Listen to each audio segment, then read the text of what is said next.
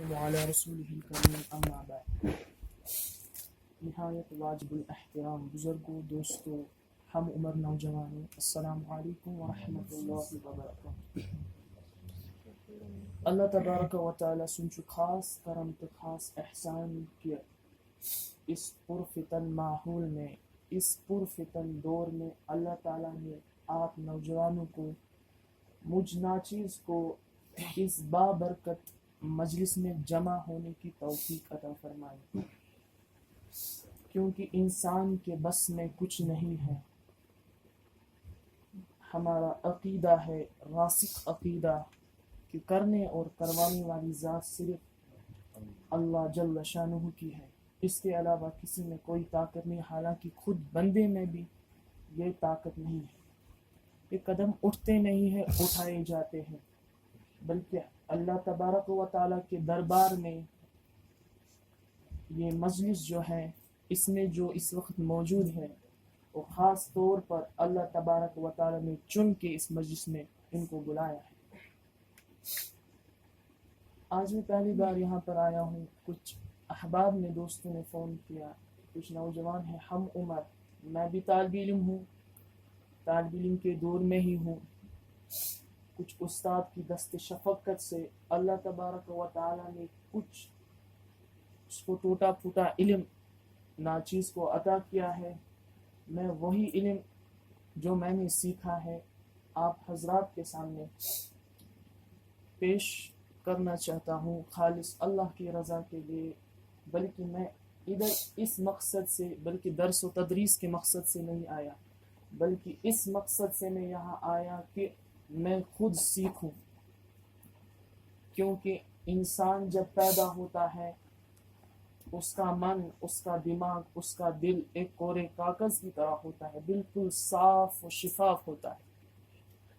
اس لیے علماء کرام اپنی کتب کے اندر رقم تراز ہے کہ جب بچہ پیدا ہو، اس کی جو تربیت کا سٹیج ہوتا ہے، جو اس کی تربیت مراحل جو اس کے ہوتے ہیں، اس وقت ماں باپ پر خاص ذمہ داری عائد ہوتی ہے کہ اپنے بچے کی تربیت اس ماحول میں کرے، اس جگہ پر کرے جہاں اس کی صحیح تربیت ہو. جب میں سکول ایج میں پڑھتا تھا تو ہمارے وہاں پر استاد تھے، ابھی زندہ ہے، اللہ ان کو جزائے خیر عطا فرمائے. انہوں نے ایک عجیب نقطہ اس کے متعلق فرمایا جو یہ بچے کا ذہن ہوتا ہے یہ کورے کاغذ کی طرح ہوتا ہے، جو اس وقت اس پر لکھ دیا جائے وہ چھپ جاتا ہے. اگر مٹانے کی کوشش بھی کی جائے، اگر اس لکھائی کو مٹانے کی کوشش بھی کی جائے، لیکن جو لکھائی کا جو نشان ہے وہ مٹ نہیں جاتا. جو یہ پیریڈ ہوتا ہے یہ بہت ہی اہم ہوتا ہے، اس کی ذمہ داری خاص ماں باپ پر عائد ہوتی ہے. اگر ہم اپنے ائمہ دین، فقہا، مجتہدین کی سیرت کا مطالعہ کریں تو جب ان کی سیرت کا مطالعہ کرتے ہیں تو ان کی سیرت میں ایک خاص نقطہ مجھے، حالانکہ جتنے بھی میں نے ائمہ فقہا کی سیرت کو پڑھا ہے جو بہت بڑے فقہا ہے، جیسے ہمارے 4 امام اعظم ابو حنیفہ رحمۃ اللہ، مالک، امام شافعی، امام احمد بن حنبل، چاروں کی سیرت میں یہ بات تاریخ کے اندر رقم تراز ہے، جب پیدا ہوئے اللہ تبارک و تعالی نے باپ کا دست شفقت سر سے اٹھایا. سب سے زیادہ، اسی لیے علماء کرام فرماتے ہیں سب سے زیادہ ذمہ داری جو عائد ہوتی ہے بچے کی تربیت میں وہ زیادہ ماں پر ہوتی ہے. ماں پر خاص ذمہ داری اس بچے کی ہوتی ہے. کیونکہ جب تاریخ کا مطالعہ کرتے ہیں، کیونکہ یہ ائمہ دین، یہ مجتہدین کی جو تربیت کا مراحل گزرے ہیں تربیت کا، اس میں خاص کردار ان کی والدہ کا. امام احمد بن حنبل، امام بخاری رحمۃ اللہ علیہ کے متعلق فتح الباری کے مقدمے میں اندر ابن حجر عسقلانی رحمۃ اللہ علیہ نے فرمایا ہے کہ امام بخاری جب پیدا ہوئے تو وہ نابینا تھے، ان کی آنکھوں کی بینائی نہیں تھی، لیکن ان کی جو والدہ تھی وہ عابدہ تھی. انہوں نے کیا کیا, وہ حرم کعبہ کے سامنے رو کر اللہ تبارک و تعالی سے گڑ گڑا کر یہ دعا کرتی, اے اللہ آپ نے مجھے اولاد دیا لیکن اس کی بینائی نہیں ہے, یہ اندھا ہے, اس کی بینائی عطا فرما دیجئے. تو ابن حجر عسقلانی حالانکہ بہت سارے جن کی بھی سیرت آپ اٹھا کر دیکھیں, یہ بات آپ کو ملے گی وہاں پر امام بخاری کی یہ خاص سیرت, یہ خاص نقطہ وہاں پر ملے گا کہ ان کی ماں نے دعا کی, خواب میں حضرت ابراہیم خلیل الرحمن علیہ السلام آئے اور فرمایا, اے امام بخاری کی والدہ, آپ کیوں بچے کی آنکھوں کی بینائی نہ ہونے پر پریشان ہیں؟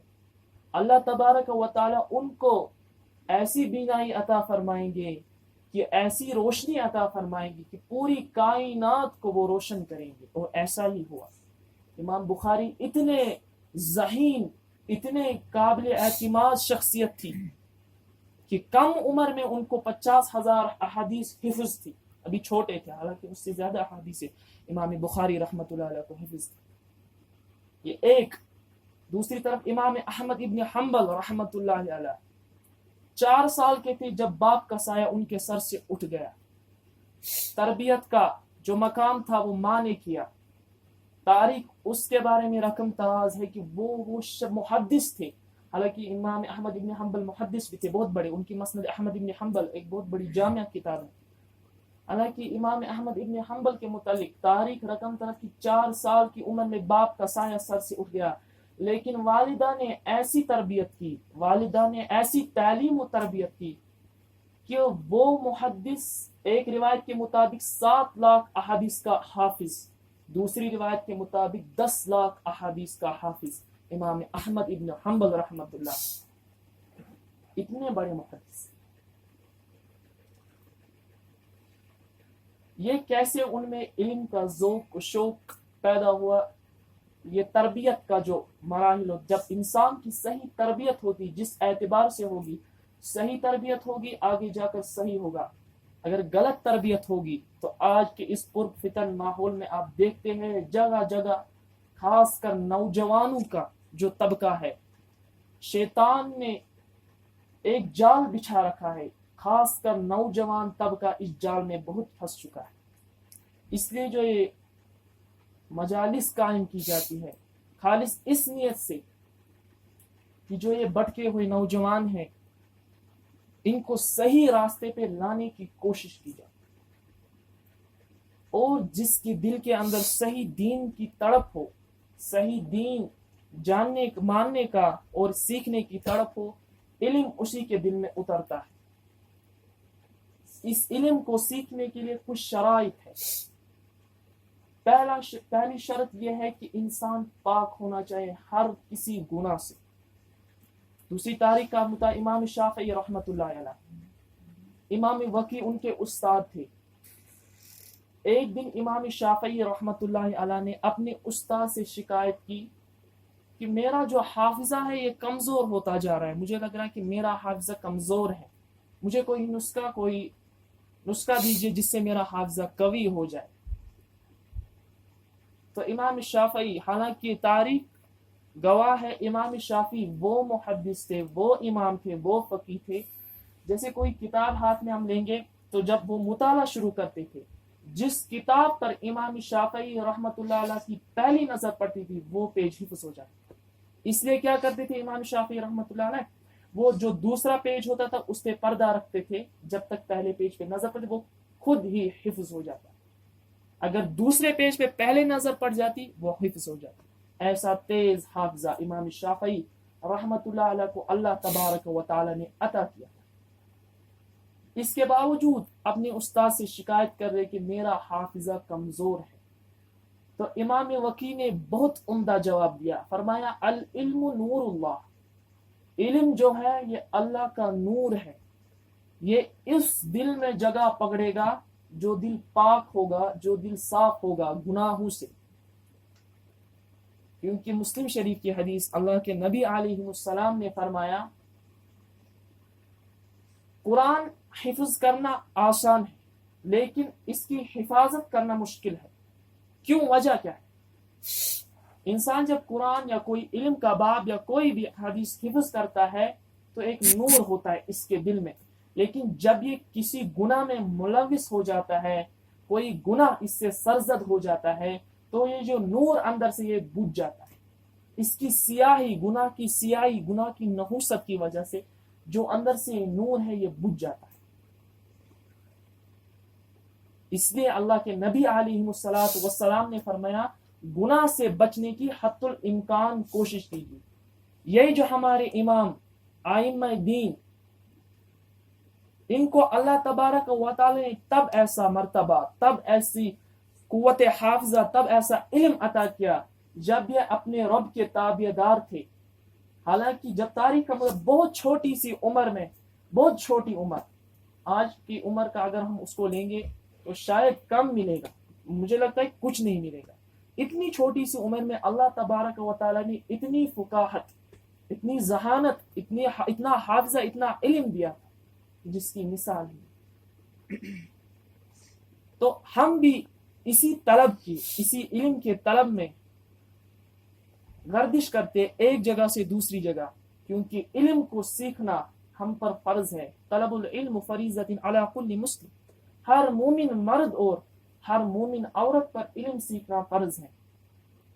इंसान तब गुनाह से बच जाएगा जब इसके पास सही इल्म होगा। जब इसके पास इल्म नहीं होगा, इसको शैतान की जो तलबीस है वो समझ नहीं है। शैतान कितना खतरनाक है ये तो उसकी ताकत का अंदाजा कीजिए कि कैसा खतरनाक शैतान है। मुफ्ती शैबुल्लाह खान मिफ्ताही की एक किताब है इबरतनाक वाक़ात, उसमें उन्होंने एक वाक़ा जुनैद बगदादी रहमतुल्लाह अलैह का बयान किया है कि जुनैद बगदादी अल्लाह तबारक व तआला से दुआ करते थे, ए अल्लाह मुझे शैतान से मुलाकात करा दीजिए, शैतान से मुझे मुलाकात करा दीजिए। तो एक दिन मस्जिद में जुनैद बगदादी रहमतुल्लाह अलैह तशरीफ थे। जब नमाज से फारिग होकर बाहर निकले तो एक बुजुर्ग शक्ल में उनको एक शख्स मिला, तो सलाम की। फरमाया जुनैद बगदादी रहमतुल्लाह अलैह आप कौन हो? फरमाया आप जिसको ढूंढ रहे हो, जिसको अल्लाह तबारक व तआला से मांग रहे हो वो मैं ही हूँ। फरमाया शैतान हो? कहा हाँ मैं शैतान। तो जुनैद बगदादी ने शैतान से सवाल किया, आप मुझे कहे आप इतने जलील कदर मलाइक थे, मलाइकों के सरदार थे, लेकिन आपको क्या हो गया? आपने आदम को सजदा करने से इनकार क्यों कर दिया? मुफ्ती शैबुल्लाह खान मिफ्ताही फरमाते हैं आप देख सकते हैं कि शैतान की तलबीस कितनी खतरनाक थी इस जगह पर, कि वो जुनैद बगदादी रहमतुल्लाह अलैह को किस तरह वर्गलाना चाहते हैं। लेकिन जो औलिया अल्लाह होते हैं उन पर हमेशा अल्लाह तबारक व तआला की रहमत साथ होती है। तो क्या फरमाया जुनैद बगदादी ने? फरमाया आपने ये क्यों किया, अल्लाह का हुक्म क्यों ठुकराया आपने? फरमाया शैतान ने क्या उम्दा जवाब दिया। फरमाया मैं क्यों आदम को सजदा करता, मैं तो अल्लाह ताला को सजदा, मुझे अल्लाह ताला ने, मैं किसी गैर को सजदा क्यों करता? ये तो शिरक है, मैं किसी गैर को सजदा करूं। जुनैद बगदादी ने जब ये जवाब सुना बहुत हैरान हो गए, अंदर से दिल में अल्लाह तबारक व तआला से आवाज़ारी करने लगे, ए अल्लाह मैं इसको क्या जवाब दूं, मैं इसको क्या जवाब। इतनी बड़ी बात शैतान ने कही, हालांकि हमारे अकल के मुताबिक सही बात कही शैतान ने कि मैं आदम को सजदा क्यों करूं, वो तो गैर है, मैं तो अल्लाह के सामने झुक रहा हूं, मैं अपना माथा अल्लाह के सामने टेक रहा हूं, मैं आदम को सजदा क्यों करूं, ये तो शिरक है। तो अल्लाह तबारक व तआला ने जुनैद बगदादी के दिल में इल्हाम डाल दिया, फरमा इस मरदूद से फरमा अल्लाह तबारक व तआला ने तुझे हुक्म दिया था कि आदम को सजदा कर, अल्लाह तबारक व तआला के हुक्म को माना भी तो तौहीद है, तूने उस हुक्म को ठुकराया, यानी अल्लाह की तौहीद को ठुकराया, इसलिए तू जलील व खार है। ये है शैतान की तलबीस।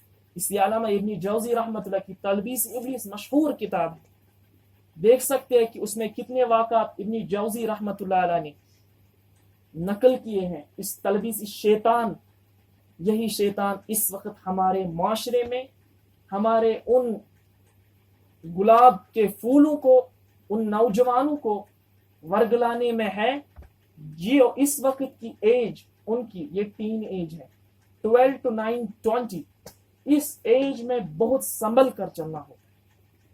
یہ جو ایج ہے اگر اس میں ہم کسی ناکامی میں ملوث ہو گئے, کوئی ناکامی ہمارے سپرد ہو گئی, جان لو عمر بھر اس کا خامیازہ ہمیں بھگتنا پڑے گا, کیونکہ یہ اس ایج میں یہ آپ پر اللہ تبارک و تعالیٰ کا خاص احسان ہے, خاص کرم ہے کہ اللہ تبارک و تعالیٰ نے آپ کو اس مجمع میں آنے کی توفیق دی ہے. مجھ ناچیز جو میں نے سیکھا ہے وہ میں آپ کے سامنے بیان کروں. یہاں تو بہت سے علماء کرام بیٹھے ہیں, ان کی صحبت میں آپ فیضیاب ہو رہے ہو.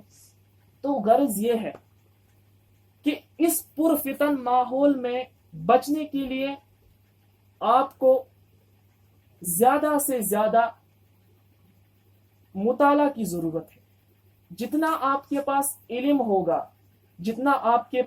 ہوگا اتنے آپ شیطان کی تلبیس سے بچ سکتے ہیں. ایک اور واقعہ پیر ذوالفقار نقشبندی دامت برکاتہم عالیہ فرماتے ہیں کہ شیخ عبد القادر جیلانی رحمۃ اللہ علیہ کو ایک بار شیطان آئے, کہ علم کی کتنی فضیلت ہے. ایک بار شیطان آئے تو شیطان نے کہا کہ آپ پر سے قلم اٹھایا گیا ہے, اب آپ آج سے جو کرو گے وہ نہ لکھا جائے گا, نہ اگر آپ گناہ کرو گے اس کا بھی حساب نہیں ہوگا.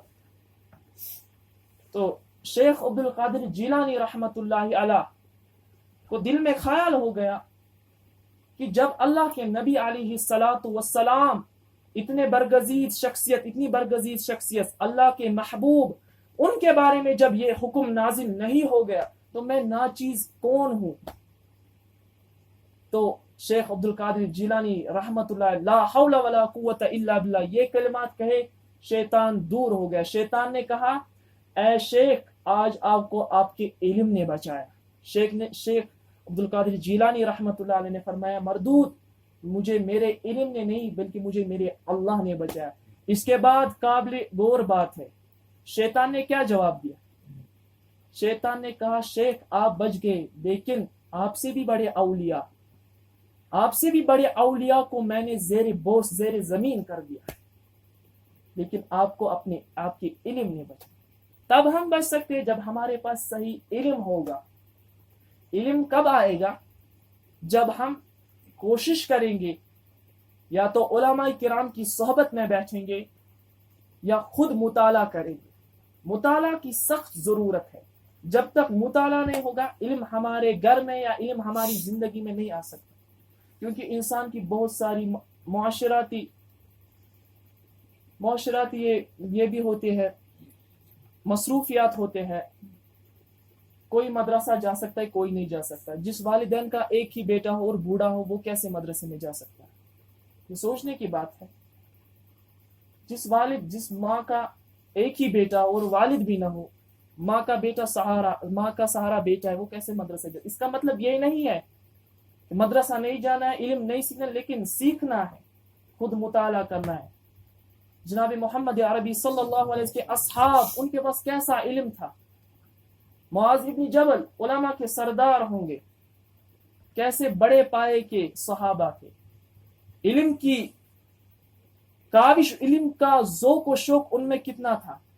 یہ اس دور کا. اب تابعین کا دور دیکھیے, تابعین کا دور دیکھیے. آج کے اس دور میں بھی ہمیں کچھ ایسے نوجوان ملتے ہیں, ہمیں کچھ ایسے شخصیات ملتے ہیں جن کا علم ہمیں دنگ کر دے. میرے ایک عزیز محترم ہیں, عرفان صاحب ہیں, میرے بہت قریبی ہیں. اللہ تبارک و تعالیٰ ان سے اچانک ملاقات کی, سوشل میڈیا واٹس ایپ کے تھرو اللہ تبارک ان سے ملاقات کی. لیکن جب ان کے علم کا میں نے مشاہدہ کیا, واللہ عالم کیا کہ جب بھی میں کسی نقطے پر پھنس جاتا ہوں, جب کسی کتاب کا مطالعہ کرتا ہوں, وہاں پر کوئی نقطہ سمجھ نہ آئے, کوئی نقطہ, میں نے کبھی کسی عالم سے رابطہ نہیں کیا. حیا ہے, عالم سے کبھی نہیں گیا. میں نے خالی عرفان صاحب سے کہا, جو ایک نوجوان ہے 30 سال, میں ان سے واٹس ایپ پہ یا فون کروں گا ان کو, حضرت ایسا معاملہ, یہ نقطہ سمجھ لیں. ایسا کوئی دن نہ تھا, ایسا کوئی وقت نہ تھا کہ حضرت نے فرمایا کہ میرے پاس علم نہیں. ہر کسی کا جواب, کسی مدرسے سے فارغ نہیں ہے, RP سکول میں اکاؤنٹنٹ ہے, MA in عربکس کیا ہے, تحقیق, तहकीक, खुद मुताला, तब हमारे अंदर इल्म आएगा। जब इल्म आएगा उसके बाद अमल का ज़ौक़ व शौक़ भी बढ़ेगा। ये तब है जब हम सही इल्म हासिल करेंगे और इल्म हासिल करने के लिए कोशिश करेंगे। शैतान, मैंने इससे पहले कहा, शैतान की तलबीस बहुत खतरनाक है। मेरे उस्ताद फरमाते थे, जब मैं हिफ्ज़ में था, शोबे हिफ्ज़ में, तो मैं एक दिन जाता था 10 दिन छुट्टियां करता था, एक दिन जाता था 10 दिन छुट्टियां, 2 दिन जाता, 2 हफ्ते जाता था, 1 महीने छुट्टियां लगाता था। उसके पास कितने में खाली एक बच्चा उसके पास हिफ्ज़ करता। तो उस्ताद ने कहा, ये तुम्हारी गलती नहीं है, तुम एक दिन आते हो, 10 दिन छुट्टी करते हो, 1 हफ्ता आते हो, महीने भर छुट्टी करते हो, ये सारा काम तुम शैतान का। शैतान नहीं चाहेगा कि तुम कुरान हिफ्ज़ करो, शैतान नहीं चाहेगा तो तुम इल्म का बाब सीख लो, क्योंकि अगर तुम्हारे पास इल्म आ गया तो शैतान की शहमत आ गई। अगर तुम्हारे पास सही इल्म आ गया, शैतान की शहमत आ गई। इसलिए शैतान ये नहीं चाहता। शैतान तुम्हें हर तरफ से आएगा, चारों जहत से तुम्हें आएगा, फुसलाएगा, लेकिन तुम्हें साबित कदम रहना है, कोशिश करनी है, अल्लाह तबारक व तआला से दुआ मांगना है। तब हमारे दिलों में, तब हमारे घरों में, तब हमारी जिंदगी में दीन आएगा। अगर इस दौर में उलमा किराम फरमाते हैं, इस दौर में सबसे ज्यादा नौजवानों को इल्म की जरूरत है। नौजवानों को इस दौर में सबसे ज्यादा इल्म की जरूरत है, क्योंकि आप जानते हैं सबसे ज्यादा जो बिगड़े हुए वो हमारे नौजवान हैं। उनको रास्ते पर लाने के लिए उलमा किराम, ऐसी बात नहीं, कोशिश कर रहे हैं, दर्स व तदरीस का काम जारी है, लेकिन खुद भी कोशिश करनी है और अल्लाह तबारक व तआला से दुआ करनी है। और कुछ गुनाह ऐसे हैं जिनसे बचना जरूरी है, जिनसे बचना, खास कर नौजवानों में जो गुनाह पाए जाते हैं, जो एंटरटेनमेंट, खासकर एंटरटेनमेंट। सूरह लुकमान के अंदर आयत नंबर 6, वमिनन नास मन यश्तरी लहवल हदीस लियुज़िल्ल अन सबीलिल्लाहि बिगैरि इल्मिन व यत्तखिज़हा हुज़ुवा उलाइका लहुम अज़ाबुम मुहीन। अल्लाह तबारक व तआला इस आयत में खास लहवल हदीस, इब्न कसीर रहमतुल्लाह अलैह फरमाते हैं इब्न मसऊद रजी अल्लाह तआला अन्हु से कि उन शख्स के लिए दर्दनाक अजाब है जो किस में मुलव्वस है, लहवल हदीस। इब्न मसऊद रजी अल्लाह मुफस्सिर कुरान कसम उठाकर कहते हैं कि लहवल हदीस का माना है गाना और इसके आलात, म्यूजिक एंड इंस्ट्रूमेंट्स, जो खास कर नौजवानों में इस गुनाह का ज्यादा इर्तिकाब है। बहुत से गुनाह है, खास कर जो इस दौर में नौजवानों में जो पाया जाता है वो यही है। ये अंदर से जो म्यूजिक है, उलमा किराम फरमाते अंदर से दिल को मुर्दा कर दे। ये हमें बज़ाहिर लुत्फ देता है, लेकिन जो अंदर का ये हाल हमारे दिल को करता है वो अल्लाह जानता है। इसके असरात फिर आगे आपको मालूम हो जाए। इसलिए हमें कोशिश करनी है कि अपने आप को सुधारने की। मैं यहाँ पर आया था खाली में से, मुझे एक साथ अपने अजीज ने कहा था कि खाली इनको आज मुख्तसर सा तारुफ करवाना बाकी है, क्योंकि मैं दावत पे था इसलिए मैं वहां से आया, उन्होंने फ़ोन किया, तो इसलिए असल मकसद यही है। खुद मुताला कीजिए जहां पर कोई बात। और हाँ, एक खास कर जब भी मुताला करे तो उलमा किराम फरमाते हैं जो भी किताब हो उलमा से पूछ कर पढ़ी जाए, क्योंकि इस पुरफितन दौर में कुछ इस्लाम के ऐसे नुमाइंदे हैं जो बज़ाहिर दावा करते हैं कि हम इस्लाम के पैरोकार हैं, लेकिन वो कुफ्र के दावेदार हैं। उनका काम यही है कि मुसलमान जो है, इनको पता है मुसलमान तो भटके हुए, अब इनमें आपसी फूट डालने की जो है ये सबसे बड़ा काम आजकल के उलमा भी काम कर रहे हैं इस पर। उलमा सू जिनको कहते हैं, नफ्स परस्त उलमा, इस्लाम से हटाने की कोशिश कर रहे। इसलिए उलमा इकराम बहरहाल फरमाते हैं कि जब भी कोई किताब पढ़ो आलिम से पूछ कर पढ़ो। मैंने खुद ऐसी किताबें देखी है जिनमें ऐसी तहरीफात मौजूद थी जो बज़ाहिर, तर्जुमा मैंने पढ़ा है, जो बज़ाहिर अरबी इबारत में वो तहरीफात मौजूद नहीं थी, जो तहरीफात खुद उलमा ने। لیکن اللہ کا شکر ہے کہ علماء کا استاذوں کا دست شفقت سر پہ ہے، نہیں تو اس پرفتن دور میں قدم ڈگمگانے سے کوئی نہیں روک سکتا۔ یہ شیطان تلبیس ہے۔ اس لیے یہی کہنا ہے کہ ہم اپنے آپ کو اسلام کے سانچے میں ڈالیں، اسلام کے سانچے میں اپنے آپ کو پورا ڈالنا ہے، یہ نہیں آدھا، پورے اسلام میں، اللہ فرمائے پورے اسلام میں داخل ہو جائے۔ ہمارا لباس بھی اسلام کے موافق ہونا چاہیے، ہمارا رہن سہن بھی اسلام کے موافق ہونا چاہیے، ہمارا کھانا پینا اسلام کے موافق ہونا چاہیے، چلنا پھرنا اسلام کے موافق تابع دار ہونا چاہیے، تب ہم اسلام کے عمل پیرا کہلائیں گے۔ تو گزارش یہی ہے، میں ایک ناچیز ہوں، طالب علم ہوں، میری یہ بولے اگر کچھ کوتاہیاں ہوئی ہوگی تو مؤدبانہ گزارش ہے، درگزر کیجئے۔ اللہ تعالیٰ سننے سے زیادہ عمل کرنے کی توفیق عطا فرمائے، کیونکہ میں دعوت پہ ہوں، مجھے جلدی پہنچنا ہے۔